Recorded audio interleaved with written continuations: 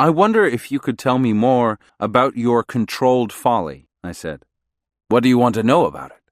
Please tell me, Don Juan, what exactly is controlled folly? Don Juan laughed loudly and made a smacking sound by slapping his thigh with the hollow of his hand. This is controlled folly, he said, and laughed and slapped his thigh again. What do you mean? I am happy that you finally asked me about my controlled folly after so many years, and yet it wouldn't have mattered to me in the least if you had never asked. Yet I have chosen to feel happy, as if I cared that you asked, as if it would matter that I care. That is controlled folly. We both laughed very loudly. I found his explanation delightful, although I didn't quite understand it. We were sitting, as usual, in the area right in front of the door of his house. It was mid-morning. Don Juan had a pile of seeds in front of him and was picking the debris from them.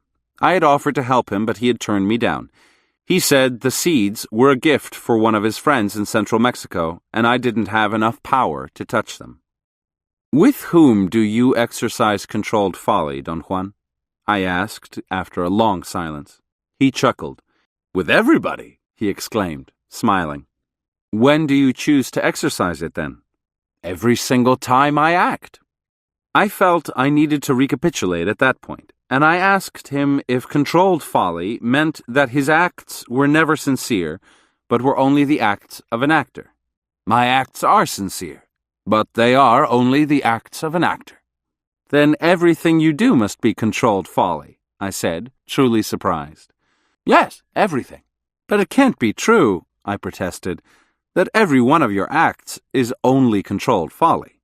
Why not? He replied with a mysterious look.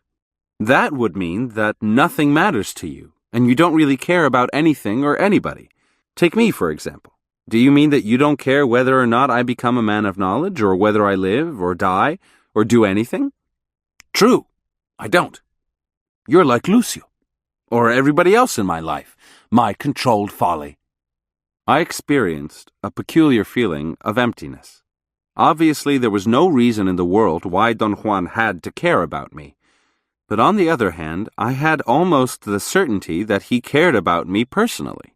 I thought it couldn't be otherwise, since he had always given me his undivided attention during every moment I had spent with him.